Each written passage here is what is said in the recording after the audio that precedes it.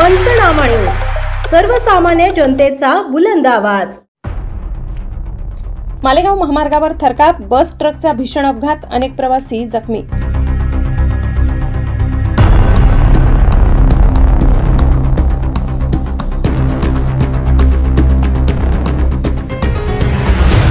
ड्रायव्हरच्या कॅबिनचा मोठा भाग अक्षरशः उद्ध्वस्त।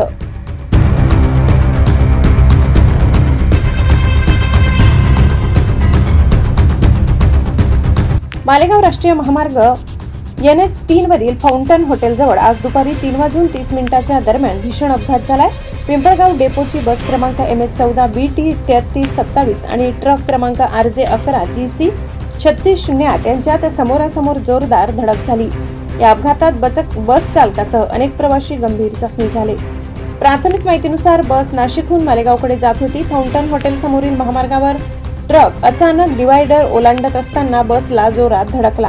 धडकेनंतर बसचा पुढील भाग पूर्णपणे चुरडून गेला। घटनास्थळी नागरिकांनी तात्काळ मदत कार्य सुरू केले। काही वेळातच रुग्णवाहिका दाखल झाल्या आणि सर्व जखमींना मालेगाव येथील रुग्णालयात हलविण्यात आले।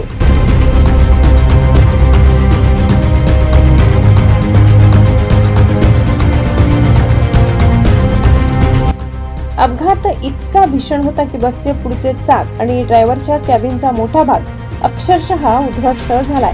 बस चालकाची प्रकृती चिंताजनक असून त्यांच्यावर सध्या उपचार सुरू आहेत। दरम्यान महामार्गावरील डिवायडर जवळ अनेक वाहन चालक अयोग्य पद्धतीने वळण घेत असल्याचे अनेकदा निदर्शनास आले आहे। अशा घटनांमुळे अपघातांची शक्यता वाढत असल्याने प्रशासनाकडून कठोर उपाययोजना अपेक्षित आहेत।